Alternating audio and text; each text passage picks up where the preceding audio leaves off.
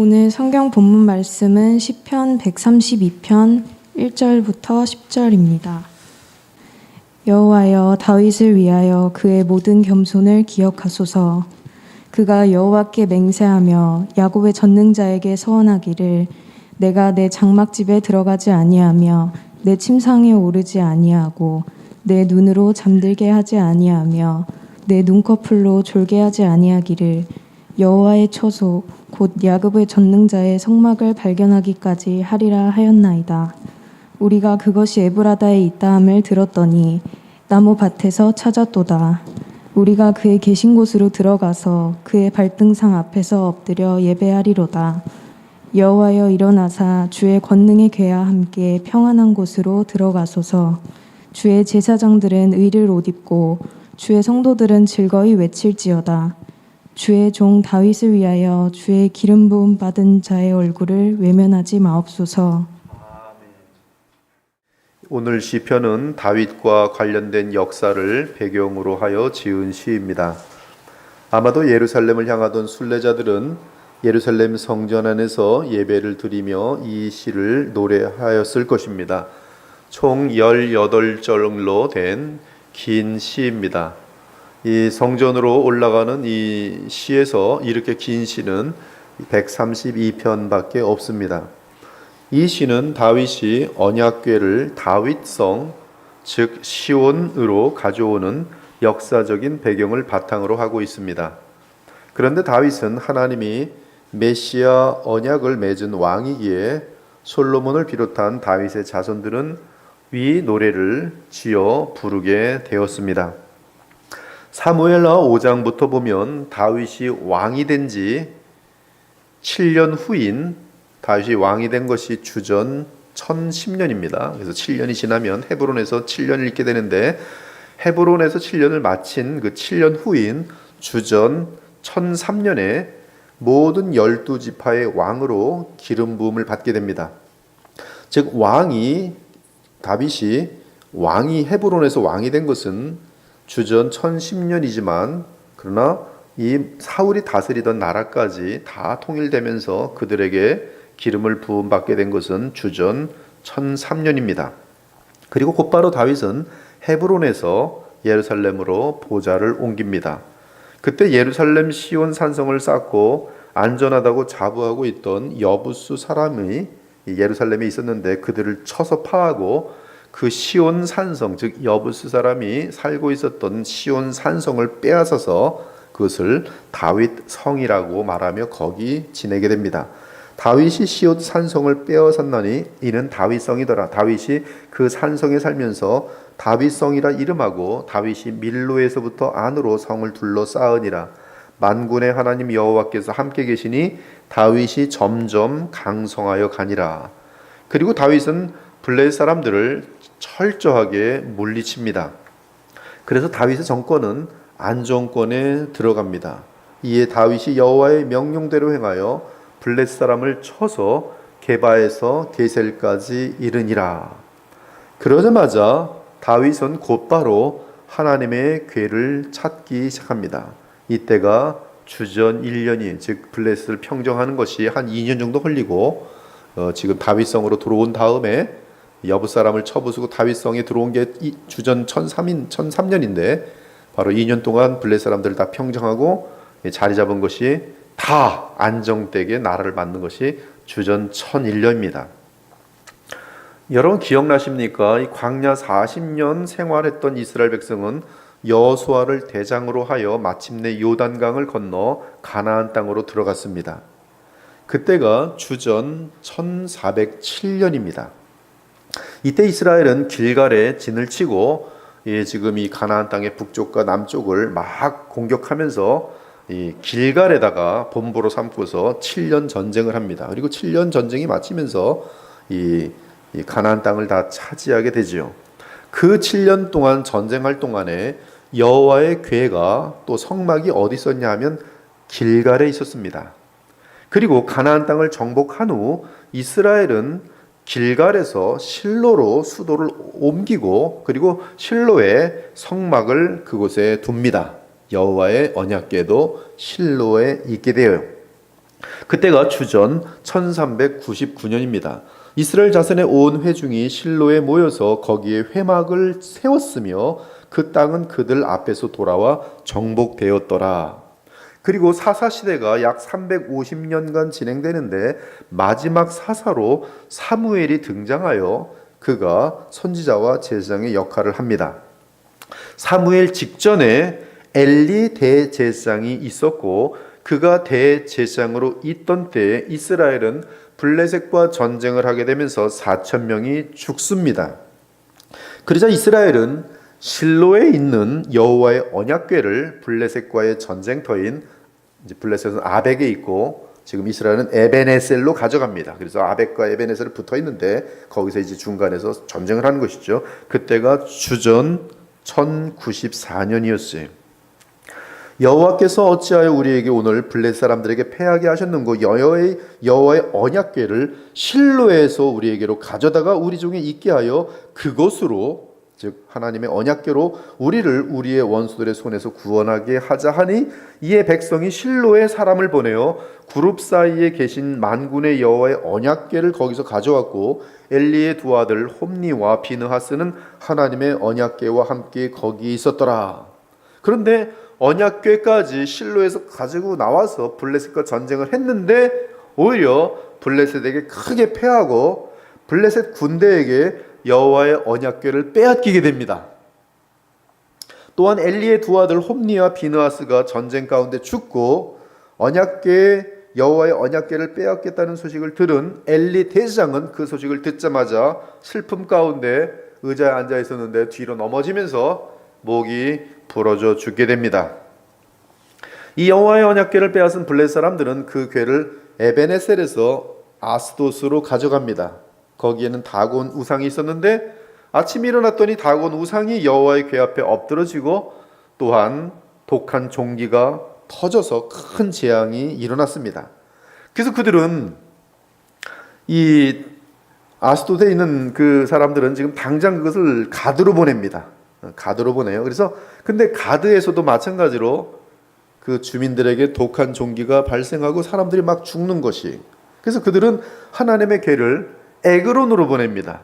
그랬더니 에그론은 이제 정말 아스돗과 지금 이 아스돗과 가드에서 이 언약궤로 말미암아 사람들이 다 죽고 종기가 있다는 소식을 들었기 때문에 난리가 났어요. 에그론 사람들이 부르짖어 이르되 그들이 이스라엘의 신의 궤를 우리에게로 가져다가 우리와 우리 백성을 죽이려 한다 하고 이에 사람을 보내어 블레셋 모든 방백을 모으고 이르되 이스라엘의 신의 궤를 보내어 그 있던 곳으로 돌아가게 하고 우리와 우리 백성이 죽임당함을 면하게 하자 하니 이는 온 성읍이 사망의 환난을 당함이라. 여호와의 궤가 있는 곳마다 블레셋 사람들이 다 죽는 것이에요. 악한 이 종기가 일어나면서 거기서 하나님의 손이 엄중하심으로 죽지 아니한 사람들은 독한 종기로 치심을 당하고 성읍의 부르짖음이 하늘에 사무쳤더라. 여호와의 궤가 블레셋 사람들의 지방에 있은지 7달이더라. 결국 블레셋은 하나님의 언약궤를 갓 새끼를 낳은 두 암소가 끄는 수레에 실어 이스라엘로 보냅니다. 그곳이 바로 이스라엘의 벳세메스예요. 소가 보니까 이 새끼가 있는데도 불구하고 뒤로나 좌로나 쳐다보지도 않고 벳세메스로 쭉 가는 걸 보면서 블레셋 사람들이 이건 정말 여호와의 역사구나라고 항복할 수밖에 없도록 되죠. 그래서 벳세메스에 도착했어요. 이제 이스라엘 들어왔습니다. 그런데 벳세메스 사람들이 여호와의 궤를 들여다봤어요. 그래서 큰 살육을 당합니다. 그래서 그들은 기럇 여아림 주민에게 여호와의 궤를 빨리 가져가 달라고 부탁합니다. 그렇게 하여 결국 기럇 여아림 사람들이 와서 여호와의 궤를 가져가 산에 사는 아비나답의 집에 여호와의 언약궤를 둡니다. 기럇 여아림이라는 지방에 아비나답이라는 사람이 산에 살고 있는데 거기다가 여호와의 언약궤를 두게 된 것이 그때가 주전 1093년입니다. 그리고 약 20년간은 이스라엘 사람들이 여호와의 궤가 있는 아비나답의 집으로 와서 여호와를 기리며 사모했습니다. 그러나 어느덧 사람들은 여호와의 궤를 잊었고 그 궤는 산속 깊은 곳에 조용히 있게 되었습니다. 즉 사람들이 예배를 안 드리는 거예요. 잊어버린 거예요. 기럇 여아림까지 가서 하나님을 만나고자 하는 것이 불편하고 힘들어서 점점 멀어지는 거예요. 지금 코로나 기간이라 신앙이 떨어지기가 딱 좋아요. 뭐 거기까지가 집에서 예배 드려야지. 처음엔 첫날은 앉아드리죠. 뭐 앉을 필요 있어. 뭐 세수는 뭐 하라. 그리고 세수도 안 하고 우리 이렇게 하리라도 하지 예배 드리죠. 헌금은 뭐 낼 필요 뭐 있어. 그다음 누워 자지요. 누워서 이렇게 또 동영상 본다고 하죠. 오늘 우리 담임 목사님 설교 별로 재미없는 거 딴 데 보죠. 이건 이젠 예배가 아니라 장난이 돼버려요. 그리고 무슨 주일날 예배 푹 잠이나 자자. 혼자 있는데 점점 20년 정도는 그래도 제대로 했는데 20년 정도 지나니까 여호와의 궤를 찾는 사람이 아무도 없었어요. 그래서 여호와의 궤가 어디 있는지 사람들이 잊어먹습니다. 그게 어디 있는지 모르는 거예요. 그런데 여호와의 궤가 기랏 여아림에 약 92년 정도 머문 때에 오늘 우리가 방금 말씀한 것처럼 다윗이 온 이스라엘의 왕이 되었어요. 그러더니 다윗이 여호와의 궤를 찾기 시작한 것입니다. 여호와의 궤가 어디 있어요? 나 하나님께 나가 예배드리고 싶어. 그리고 그는 여호와의 궤가 기랏 여아림에 있다는 것을 다윗의 고향 사람인 에브라다 사람을 통해 알게 되었어요. 오늘 본문에는 사실 개역 개정이 오역을 했는데요. 다윗은 베들레헴 사람이에요. 에브라다는 베들레헴의 옛날 이름입니다. 에브라다 사람이 그 에브라다는 유다 지파예요. 유다 지파. 근데 기랏 여아림이 가까운 곳에 있습니다. 그래서 이 사람들은 알고 있었어요. 그 가까운 곳에 큰 할아버지들이 이제 알고 있는 거죠. 90이. 옛날에 기랏 여아림 거기 아비나다 집에 있었는데 한번 얘기해 준 거예요. 다윗은 그 소식을 이제 알게 된 것이죠. 92년 후에. 그래서 여호와의 궤를 찾으러 갔다라는 것이 오늘 시의 역사적인 배경이에요. 그 내용이 사무엘하 6장과 역대상 13장에 자세히 나와 있습니다. 얼마나 이것이 강조되어 있는지 몰라요. 먼저 사무엘하 6장 기록을 보면 이렇게 되어 있습니다. 다윗이 이스라엘에서 뽑은 무리 3만 명을 다시 모으고 다윗이 일어나 자기와 함께 있는 모든 사람과 더불어 바알레 유다는 정확하게 기랏 여아림이 바알레 유다로 가서 거기서 하나님의 궤를 메어 오려 하니 그 궤는 그룹들 사이에 좌정하신 만군의 여호와의 이름으로 불리는 것이라.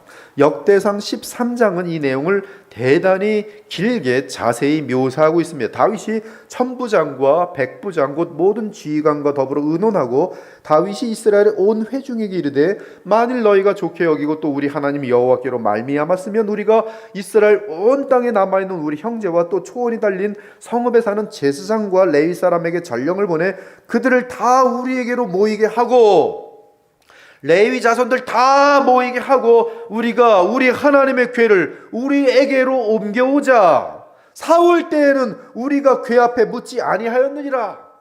사울 왕은 하나님의 궤 앞에 나간 적이 없어요. 하매 뭇 백성의 눈이 이 일을 좋게 여김으로 온 회중이 그대로 행하겠다 한지라. 이에 다윗이 애굽의 시올 시내에서부터 하맛 어기까지 온 이스라엘을 불러 모으고 기랏 여아림에서부터 하나님의 궤를 메어 오고자 할세 다윗이 온 이스라엘을 거느리고 바알라 곧 유다 아까 바알레 유다죠. 사무엘하 6장에서 바알레 유다, 이 역대상 13장에서는 바알라 곧 유다에 속한 기랏 여아림에 올라가서 여호와 하나님의 궤를 메어 오려 하니 이는 여호와께서 두 그룹 사이에 계심으로 그러한 이름으로 일컬음을 받았더라. 아무튼 우리 이 바알레 유다가 바알라 곧 유다 지파에 속한 기랏 여아림인 것을 성경 자체에서 찾아낼 수가 있는 것이죠.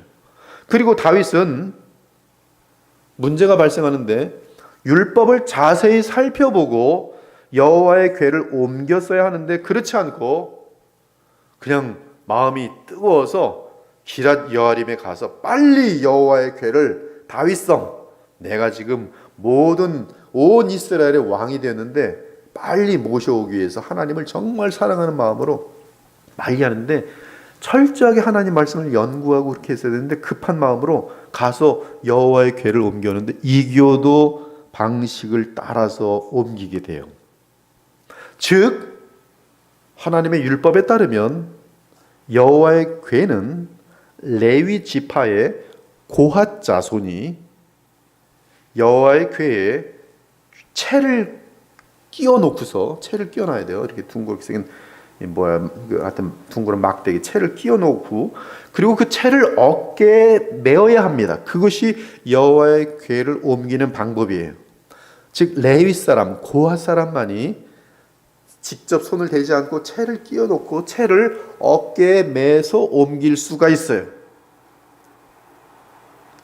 그런데 다윗은 거기까지 생각을 못하고 유다 사람 아비나답의 두 아들 우사와 아효에게 수레에 여호와의 궤를 싣고 가져오게 합니다. 근데 수레가 오다가 보니까 흔들려서 궤가 떨어지려고 하니까 우사가 손을 뻗쳐서 궤를 만졌는데 그 자리에서 즉사했어요.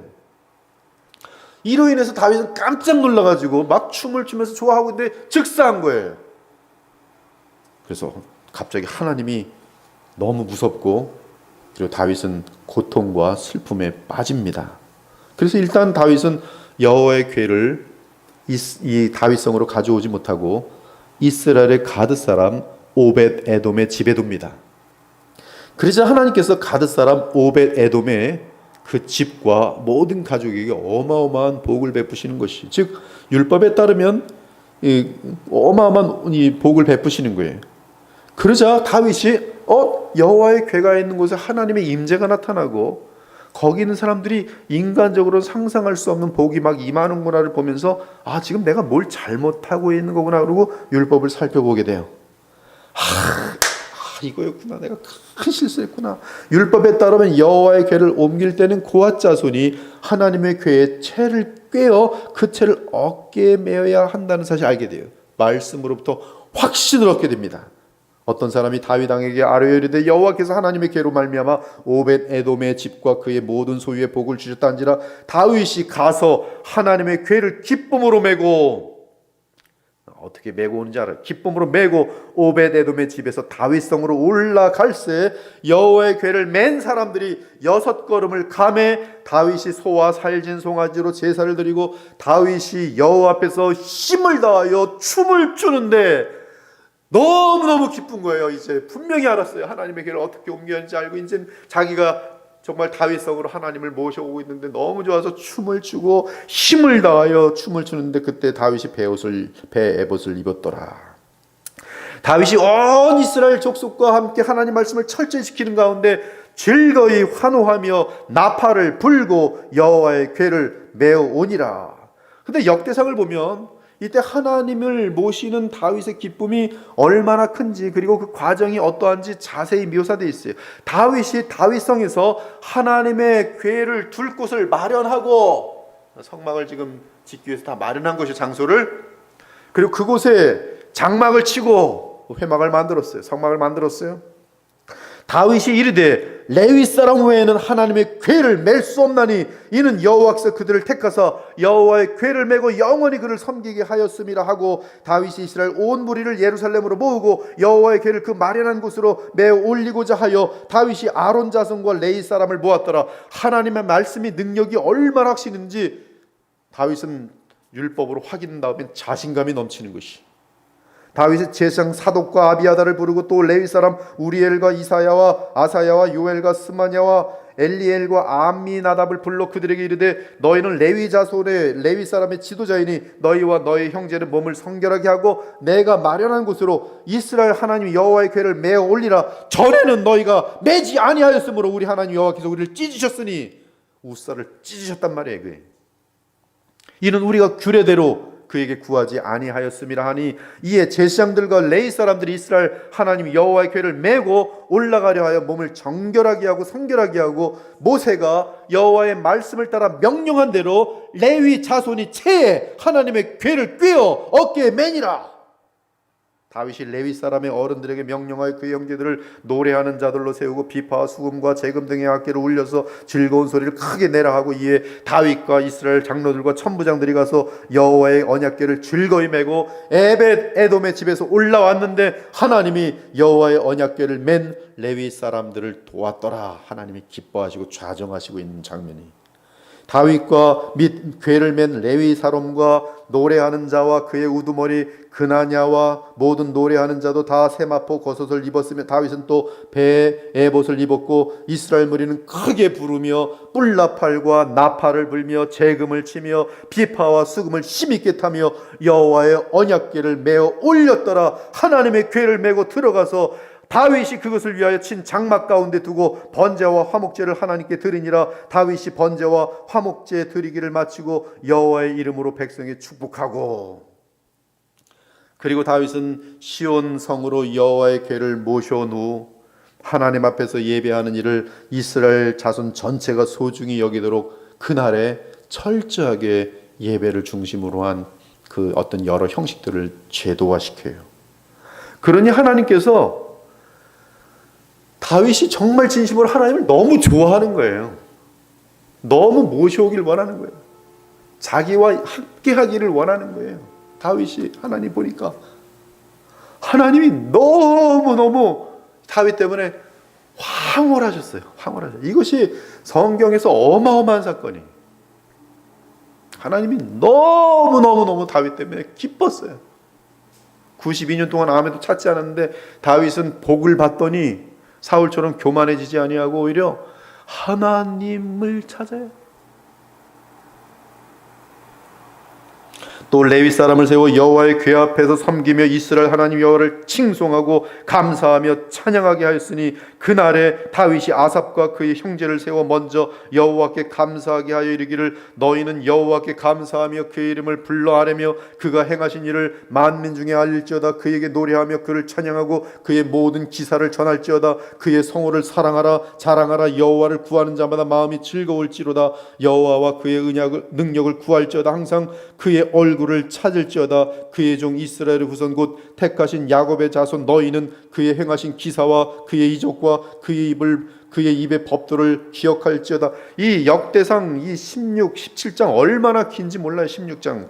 그 다윗이 여호와의 언약궤를 모셔오고 나서 기뻐하는 내용이 아주 어마어마하게 길어요. 43절까지 있어요. 그의 종 이스라엘 후손 곧 택하신 야곱의 자손 너희는 그의 행사와 기사와 그의 이적과 그의 입의 법도를 기억할지어다. 그는 여호와 우리 하나님이시라. 그의 법도가 온 땅에 있도다. 너희는 그의 언약 곧 천대에 명령하신 말씀을 영원히 기억할지어다. 이것은 아브라함에게 하신 언약이며 이삭에게 하신 맹세이며 이는 야곱에게 세우신 율례 곧 이스라엘에게 하신 영원한 언약이라. 이르시기를 내가 가나안 땅을 내게 주어 너희 기업의 지경이 되게 하리라 하셨도다. 그때 너희 사람 수가 적어서 보잘것없으며 그 땅에 객이 되어 이 민족에게서 저 민족에게로 이 나라에서 다른 나라 백성으로 유랑하였도다. 여호와께서는 사람이 그들을 해하기를 용납하지 아니하시고 그들 때문에 왕들을 꾸짖어. 지금 아브라함과 이삭과 야곱이 가나안 땅에 정착하는 과정에 대한 얘기를 쫙 하는 거예요. 이르시기를 여호와께서 이르시기를 나의 기름 부은 자에게 손을 대지 말며 나의 선자를 해하지 말라 하셨도다. 이것은 지금 역대상 16장 22절인데요. 나의 기름 부은 자와 나의 선지자는 아브라함과 이삭과 야곱을 뜻해요. 그들은 기름 부은 하나님의 종들이었어요. 또 하나님의 뜻을 알 수 있는 선지자들이었어요. 온 땅이여 여호와께 노래하며 그의 구원을 날마다 선포할지어다. 그의 영광을 하나님의 영광을 여호와의 영광을 모든 민족 중에 그의 기이한 행적을 만민 중에 선포할지어다. 여호와는 위대하시니 극진히 찬양받으실 것이요 모든 신보다 경외할 것이며 만국의 모든 신은 헛것이나 여호와께서는 하늘을 지으셨도다. 이에 뭇 백성은 각각 그 집으로 돌아가고 다윗도 자기 집을 위하여 축복하려고 돌아갔더라. 그날 여호와의 언약궤를 메고 온 그날 다윗은 어마어마하게 많은 일을 해요. 막 제도도 세우고 막 많은 사람들 앞에서 설교하고 연설하고. 그리고 이 사건이 있은 다음, 즉 다윗이 언약궤를 자기 다윗성에 가져다 놓고서 하나님을 그렇게 영화롭게 한 그 사건 바로 직후에 하나님께서 선지자 나단을 통해서 다윗에게 인류의 대강령이라고 불리는 약속을 주세요. 그것이 바로 하나님 나라에 대한 약속이에요. 어마어마 하나님의 나라예요. 즉 하나님의 나라는 다윗이 주를 너무너무 좋아하는 그 표현을 했을 때 주께서 다윗에게 반해서 다 그 한 사람 너무너무 아름다운 다윗에게 하나님의 나라를 약속하는 그 내용이 바로 이 장면 바로 직후에 있어요. 그것은 다름 아닌 다윗의 후손 가운데 메시아가 올 것이며 그분이 오시면 다윗의 왕국을 잇는 영원한 나라가 이 땅에 서게 된다는 것이, 내 생명의 연한이 차서 내가 조상들에게 돌아가면 내가 내 뒤에 내 씨 곧 네 아들 중 하나를 세워 그 나라를 견고하게 하리니 그는 나를 위하여 집을 건축할 것이요 나는 그의 왕위를 영원히 견고하게 하리라. 나는 그의 아버지가 되고 그는 나의 아들이 되리니 나의 인자를 그에게서 빼앗지 못할 것이며, 그 인자가 영원히 그에게, 하나님의 무궁하신 인자가 그에게 끝까지 영원히 임할 것이, 내가 영원히 그를 내 집과 내 나라에 세우리니 그의 왕위가 영원히 견고하리라. 여러분, 요 지금 이 역대상 17장에 있는 내용, 또 사무엘하 7장에 있는 내용은 그냥 엄청난 그 신약 속에서 계속 반복되는 내용이에요. 이것이 시편 132편의 역사적인 배경이에요. 오늘 제가 여러분들에게 역사적인 배경을 설명하고 나서 다시 시편을 보세요. 그럼 확 보입니다. 너무 잘 보여요. 일단 이 노래는 이스라엘 백성이 순례의 길에서 이제 예루살렘 성전에 이른 후에 부른 것입니다. 그들이 노래합니다. 여호와여 다윗을 위하여 그의 모든 겸손을 기억하소서. 그가 여호와께 맹세하여 야곱의 전능자에게 선하기를 내가 내 장막집에 들어가지 아니하며 내 침상에 오르지 아니하고 내 눈으로 잠들게 하지 아니하며 내 눈꺼풀로 졸게 하지 아니하기를 여호와의 처소 곧 야곱의 전능자의 성막을 발견하기까지 하리라 하였나이다. 사울 왕과는 달리 다윗 왕은 통일 이스라엘의 왕이 된 후에 교만해지기는커녕 그를 왕으로 삼아주신 여호와 하나님께 감사하며 그를 찾기 시작합니다. 그는 하나님께서 사방으로부터 안전함과 쉼을 주시니 도리어 그 마음을 주께로만 향합니다. 1절에서 개역개정이 그의 모든 겸손이라고 번역한 것은 히브리 언어로 언어우 토우인데 동사 아나흐에서 파생된 것이, 이 동사 아나흐의 뜻은 낮아지다, 괴롭다, 사로잡히다라는 세 개의 뜻이 있어요. 영어 성경들은 주로 괴로움이라고 번역했어요. 다윗의 괴로움을 기억하소서 이렇게 돼 있어요. 개역개정은 겸손이라고 번역했어요. 근데 저는 사로잡힘이라고 번역하고 싶어요. 그 이유는 다윗이 지금 이 사방으로부터 통일 제국을 안정시키고 나서 그 마음은 무엇으로 사로잡히냐면 여호와 하나님으로 사로잡혀요. 저는 그렇게 해석하고 싶어요. 그 마음이 더 맞는다고 봐요. 그래서 이 다윗의 마음을 사로잡고 있는 것이 있었는데 바로 여호와의 언약궤. 어디 있어 지금? 여호와의 언약궤 어디 있어?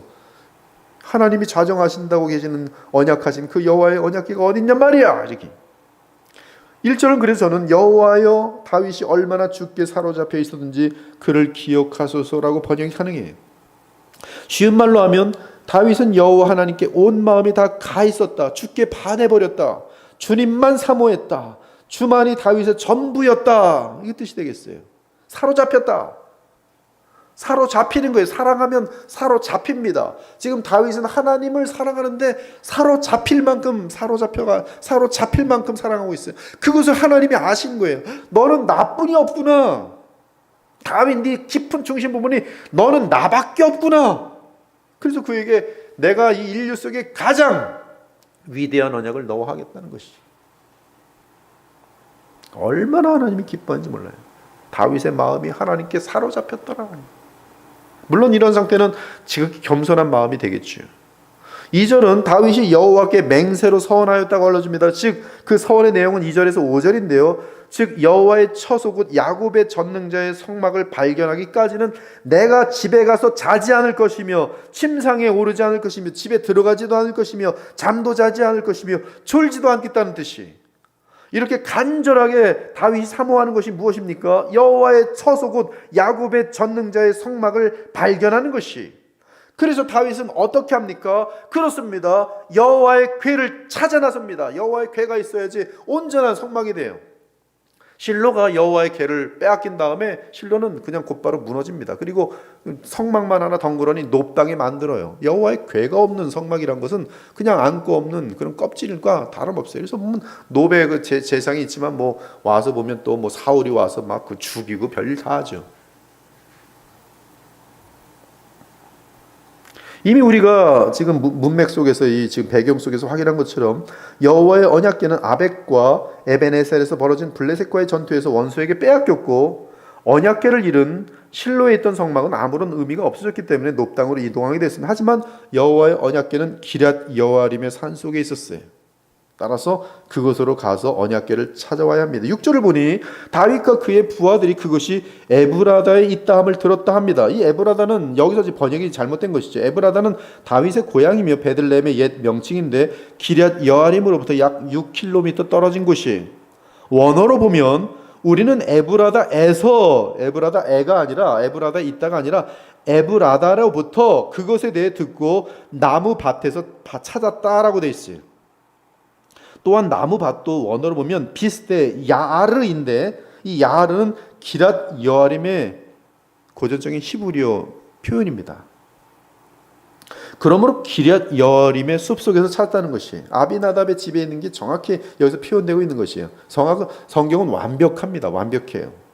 그러므로 6절은 우리는 그 언약궤가 기럇 여아림의 산속에 있다는 것을 에브라다 사람들로부터 듣고 그곳으로 찾으러 갔다라는 뜻이, 그리고 언약궤를 찾은 후 그것을 다윗성으로 가져오는 상황에서 수레가 흔들릴 때 우사가 궤를 만져서 죽게 되고 다윗은 마음고생을 하게 됩니다. 하지만 결국 그 원인을 알게 된 후 기쁨과 감사 가운데 여호와의 언약궤를 다윗성으로 안전하게 가져왔어요. 그리고 이미 역대상 15장과 16장을 통해 다윗과 이스라엘 백성이 얼마나 기뻐하며 언약궤 앞에서 제사하고 절하고 찬미를 드렸는지 우리는 보았습니다. 그 내용이 7절이에요. 우리가 그가 그의 계신 곳으로 들어가서 그의 발등상 앞에서 엎드려 예배하리로다. 한편 우리는 본문에서 2절과 5절을 보면 야곱의 전능자라는 명칭을 보게 되는데요. 야곱의 전능자라는 표현은 성경 전체에서 5번 나옵니다. 그런데 그 뜻은 전능하신 하나님이 야곱에게 속한 자들을 도와 구원하신다는 뜻이, 모든 육체가 나 여호와는 네 구원자요 네 구속자요 야곱의 전능자인 줄 알리라. 즉 하나님께서, 전능하신 하나님께서 야곱을 보호하시고 야곱을 구원하시는 그러한 그 문맥 속에서 이것이 사용되고 있어요. 나 여호와는 내 구원자 내 구속자 곧 야곱의 전능자이니라. 이는 야곱의 전능자 이스라엘의 반석인 목자의 손을 힘입음이라. 그런데 시편 132편은 야곱의 전능자를, 자기 백성을 보호하시고 구원하시는 그 하나님, 전능하신 하나님을 성막과 연결시키고 있어요. 성막과. 왜 그러합니까? 야곱이 불신자 형 에서를 피해 하란으로 도망하다가 하나님을 만나게 됩니다. 이것을 우리는 지금 같이 볼 수 있어야 돼요. 야곱이 부엘세바에서 떠나 하란으로 향하여 가더니 한 곳에 이르러서는 해가 진지라.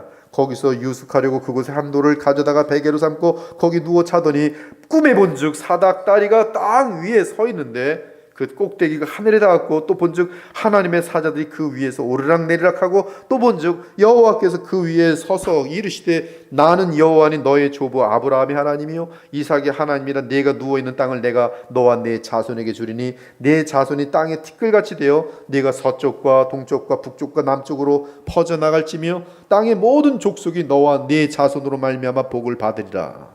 이 메시아의 약속이 너와 네 자손, 모든 족속이 복을 받으리라. 아브라함에게 창세기 12장에서 그를 부르시면서 하던 약속과 동일해요. 네 자손으로 말미암아 모든 족속이 복을 받으리라. 근데 지금 야곱에게도 동일한 약속을 다시 확인합니다. 내가 너와 함께 있어 네가 어디로 가든지 너를 이끌며 이 땅으로 돌아오게 하리라. 내가 내게 허락한 것을 다 이루기까지 너를 떠나지 아니하리라 하신지라. 야곱이 잠이 깨어 이르되 여호와께서 과연 여기 계시거늘 내가 알지 못하였도다. 이에 두려워하여 이르되 두렵도다. 이곳은 다름 아닌 하나님의 집이요 이는 하늘의 문이로다 하고, 야곱이 아침에 일찍 일어나 베개로 삼았던 돌을 가져다가 기둥으로 세우고 그 위에 기름을 붓고 그곳 이름을 베델이라 하였더라. 그리고 야곱은 베델에서 하나님을 만난 후에 그곳에 하나님의 집을 세우겠다고 서원합니다. 하나님의 집. 그것이 하나님의 성전이라는 첫 번째 표현이에요. 야곱이 하나님의 전을 세우겠습니다. 내가 기둥으로 세운 이 돌이 하나님의 집이 될 것이요.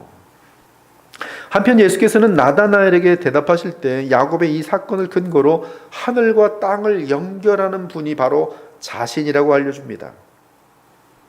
또 이르시되 진실로 진실로 너희에게 이르노니 하늘이 열리고 하나님의 사자들이 인자 위에, 그 사다리가 바로 인자예요. 인자 위에 오르락내리락 하는 것을 보리라. 즉 예수님 그분이 땅과 하늘을 연결하는 것이고 땅에 있는 자들이 하늘에 계신 하나님을 만날 수 있는 사닥다리인 것이 중보자죠. 즉 야곱은 세상 열방이 메시아를 통해 하나님과 교통하게 될 것을 꿈을 통해 내다본 첫 번째 사람으로서 주를 위해 하나님의 집을 세울 것을 소원한 첫째 인물입니다. 이 사실은 신약에서 스데반의 집사 설교에서 언급돼요. 다윗이 하나님 앞에서 즉 언약궤를 다윗에게 가져다 놓고 은혜를 받아 야곱의 집을 위하여 하나님의 처소를 준비하게 하여 달라고 하더니 솔로몬이 그를 위하여 집을 지었느니라. 근데 스데반 집사가 어떻게 말하면, 그러나 하나님은 이것은 상징적인 것이지 하나님은 여기에 거할 수 없다. 정말 이 땅에 있는 사람들이 하나님을 만나는 길은 너희들이 지은 건물이나 이런 것으로 가능한 것이 아니라 바로 십자가에 죽으시고 부활하신 예수 그리스도, 그분만이 이 땅에서 하늘로 있는 사닥다리라 얘기해 주는 거예요. 그런데 너희가 그 예수를 죽였다. 즉 스데반 집사는 하나님을 만나는 실제 길은 성막이나 성전이 아니라 주 예수 그리스도를 믿음이라고 분명히 알려주세요. 그분이 바로 진정한 영원한 성전인 것이. 아무도 오늘 오직 여호와 성삼위 하나님을 만나 뵙는 것이 다윗의 간절한 소망이었고, 이를 위해 그는 야곱의 집을 위하여 하나님의 처소를 준비하게 해달라고 부탁했습니다. 그는 자신이 주를 위해 성전 짓기를 바라는 마음을 내비쳤어요. 하지만 하나님은 다윗이 아니라 그의 아들이 성전을 짓게 될 것이라고 대답하십니다. 물론 이는 솔로몬을 통해 예루살렘 성전을 짓는 것을 포함하지만 궁극적인 뜻은 하나님의 아들이며 또한 동시에 다윗의 왕족으로부터 나는 메시아가 하나님을 위한 영원한 성전이 될 것을 말한 것입니다. 이때 하나님은 다윗이 얼마나 주와 함께 거하기를 바라는지, 또한 얼마나 하나님을 영화롭게 하고 싶어 하는지, 또한 얼마나 다윗이 하나님을 사랑하고 소중히 여기는지 그 깊은 중심을 보시게 됩니다. 그래서 비록 하나님이 거하시는 영원한 전은 다윗이 지을 수 없지만 결국 다윗의 씨를 통해 영원한 전이 설 것을 알려주십니다. 바로 그 언약이, 바로 예수 그리스도에 대한 정확한 언약이 인류의 대강령, 인류에게 최고의 언약인 이 언약을 하시는 장면인 것이. 그 내용이 오늘 그 8절에서 10절까지가 있어요. 보면 솔로몬이 이 성령이 충만한 가운데 기도하죠. 여호와 하나님이여 일어나 들어가서 주의 능력의 교회와 함께 주의 평안한 처소에 계시옵소서. 솔로몬이 다윗에게 허락되지 않았지만 솔로몬이 전을 지었죠. 그러나 이 전은 스데반 집사에 의하면 정말 하나님이 거하시는 그런 뜻이 아니고 상징이죠. 여호와 하나님이여 주의 기름 부음 받은 자에게 얼굴을 돌리지 마옵소서. 주의 종 다윗에게 베푸시는 종을 기억하소서. 이 내용을 솔로몬이 한 기도 내용을 시편 132편 8절에 10절 그대로 받아서 해요. 여호와여 일어나사 주의 권능의 궤와 함께 평안한 곳으로 들어가서, 즉 하나님의 성전에 들어오소서. 주의 제사장들은 을을 입고 옷 입고 주의 성도들은 즐거이 외칠지어다. 주의 종 다윗을 위하여 주의 기름 부음 받은 자의 얼굴을 외면하지 마옵소서. 여기서 주의 기름 부음 받은 자는 1차적으로 왕으로 기름 부음을 받은 솔로몬을 뜻합니다. 그러나 궁극적으로는 다윗의 영원한 그 시인 메시아, 즉 왕과 제사장과 영원한 마지막 선자로 성령을 무한하게 부음받게 될 예수님을 가리킵니다.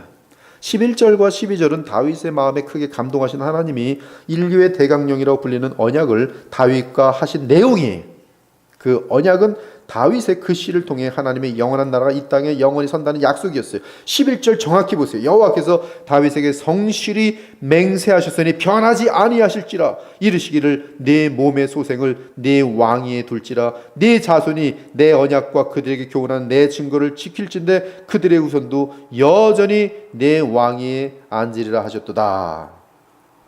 마리아가 예수님을 잉태했을 때 천사가 한 말입니다. 보라 내가 잉태하여 아들을 낳으리니 그 이름을 예수라 하라. 그가 큰 자가 되고 지극히 높으신 이의 아들이 일컬어질 것이요 주 하나님께서 그 조상 다윗의 왕위를 그에게 주시리니 영원히 야곱의 집을 왕으로 다스리실 것이며 그 나라가 무궁하리라. 성령 강림 사건을 체험한 베드로가 오순절에 교회 시대 가운데 첫 번째 설교를 합니다. 예루살렘에 모인 무리들에게 설교합니다. 다윗 그는 선지자라 하나님이 이미 맹세하사 그 자손 중에서 한 사람을 그 왕 위에 앉게 하리라 하심을 알고 미리 본고로 그리스도의 부활을 말하되 그가 음부에 버림되지 않고 음부에 버림이 되지 않고 그의 육신이 썩음을 당하지 아니하시리라 하더니 이 예수를 하나님이 살리신지라 우리가 다 이 일의 증인이라. 그런즉 이스라엘 온 집은 확실히 알지니 너희가 십자가에 못 박은 이 예수를 하나님이 주와 그리스도가 되게 하셨느니라 하니라. 사랑하는 여러분, 하나님이 자기 백성 가운데 좌정하시는 실제는 독생하신 하나님이 사람의 몸을 입고 이 땅에 오셔서 자기 백성 가운데 거하는 것이었어요. 바로 우리 주 예수 그리스도께서 이 세상에 오셔서 자기 백성과 함께 거하신 사건입니다. 이 사건이 바로 다윗에게 약속하신 그 사건의 실제적인 역사 속에서의 실현이라 이 말씀이. 그러나 몸을 입으신 주께서 이 땅에서 함께 할 수 있는 사람들은 몸의 한계 때문에 고작 수십 명 또는 수백 명이었어요. 그러나 부활 승천하신 예수께서는 성령으로 자신의 영을 무한하게 보내십니다. 따라서 열방 가운데 택함을 받은 주의 자녀들은 그리스도의 영을 받게 되고 주께서는 성령으로 그들 안에 거하십니다. 이로써 우리 마음 안에는 하늘의 성전이 세워졌고 우리는 언제든지 그리스도로 인하여 하늘 성전에 들어갈 수 있는 것이. 너희 몸은 너희가 하나님께로부터 받은 바 너희 가운데 계신 성령의 전인 줄을 알지 못하느냐. 너희는 너희 자신의 것이 아니라 값으로 산 것이 되었으니 그런즉 너희 몸으로 하나님께 영광을 돌리라. 오늘 우리는 이 시편 내용과 역사적인 이 실제들을 보면서 뭘 알 수가 있냐면 우리가 이 땅에 사는 동안 주를 향해 보이는 진실한 사랑, 진실한 감사, 그리고 진실한 예배에 대해서 하나님은 영원하고 무한한 것으로 보상하신다는 사실이에요. 우리는 서툴게 하나님을 예배하고 서툴게 주님을 섬기지만 아무것도 아니죠. 근데 하나님은 그 작은 마음의 중심을 보시고 춤을 추시는 것이, 다윗이 하나님 때문에 춤을 추었어요. 근데 그 춤을 추는 다윗을 보고 하나님도 춤을 췄어요. 너무 좋아서. 하나님께서 우리에게 기대하시는 것이 큰 게 아닙니다. 여러분의 돈 원치 않으세요. 여러분의 무슨 자랑거리를 원치 않으세요. 하나님이 원하시는 것은 여러분의 진실한, 정말 주님을 사랑하는 마음이에요. 근데 그 마음을 갖고 있으면 다 주세요. 하나님은 다 쏟아부으세요. 심지어 하나님 자신도 우리와 성령 안에서 완전하게 연합하기를 원하세요. 우리와 영원히 연합하기를 원하세요.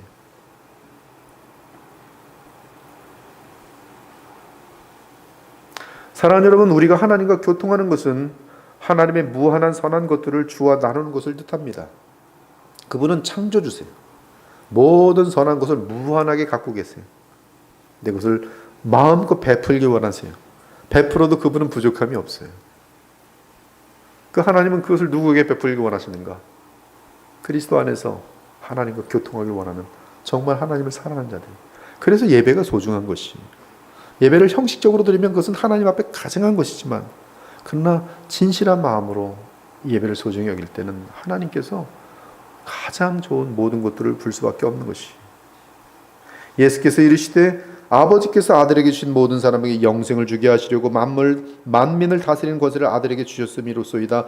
영생은 곧 유일하신 참 하나님과 그가 보내신 자 예수 그리스도를 아는 것이니이다. 여기서 안다는 것은 주님과 굉장히 믿음으로 가까이 사랑하면서 아는 것을 얘기해. 부부간에 그런 아는 것이. 그것이 영생이에요. 즉 하나님과 가까워질수록 누려질 수밖에 없는 것이 영생이에요. 여러분이 정말 너무나 풍성한 삶을 살기를 원하신다면 주님께 가까이 가시면 풍성한 삶을 살 수밖에 없도록 되어 있어요. 성경에서 오벳 에돔의 집과 후손이 어떤 복을 받았는지 한번 찾아보세요. 어마어마하게. 오벳 에돔의 집에 몇 개월 있지 않았어요. 3개월밖에 있지 않았어요. 근데 3개월 동안 그가 받은 그 역사는 어마어마하게. 잠깐 다른 사람도 오지 마, 너 위험해, 너 어떻게 될지 모르잖아 이러고 있을 때 오벳은 법궤를 모시고 법궤를 거스르지 않고 주님을 받길 원하는 그 가정에 얼마나 하나님께서 기뻐하는지 몰라요. 여호와께서 오벳에돔의 집과 그의 모든 소유에 복을 내리셨더라. 그래서 제가 오벳에돔을 성경을 찾아보니까 오벳에돔의 자손들이 성경에 가득 나와요. 마찬가지로 하나님은 그리스도 안에서 하나님을 사모하며 만나기를 원하며, 예배 안 온다는 건 만나기 싫다는 뜻이에요. 만나기 싫어하는 사람 하나님께서 어떻게 그렇게 기뻐하겠어요? 목사님 보니까 일을 생겨서 못 왔어요. 바빠서 못 왔어요. 직장 때문에 못 왔어요. 그 사람은 직장이 훨씬 더 하나님보다 좋은 것이, 하나님보다 더 두려운 것이, 어찌 하나님께서 좋은 것을 줄 수 있겠어요? 실망하시죠. 너는 내가 너에겐 그 정도뿐이 안 되는구나 아직도. 그러나 오벳 에돔과 같은 자들에게는 하나님께서는 자신의 생명을 다 부어주듯이 아들까지 아끼지 아니고 주신 것처럼 주시는 것이. 그래서 그 보면은 15절에 보면 내가 이 성의 식료품에 풍족히 복을 주고 떡으로 그 빈민을 만족하게 하리로다. 하나님의 궤, 하나님을 즐거워함, 하나님의 사랑함, 하나님이 그 모든 것을 풍족하게 채우신다라는 그런 약속이 거기 다 담겨 있는 것이죠.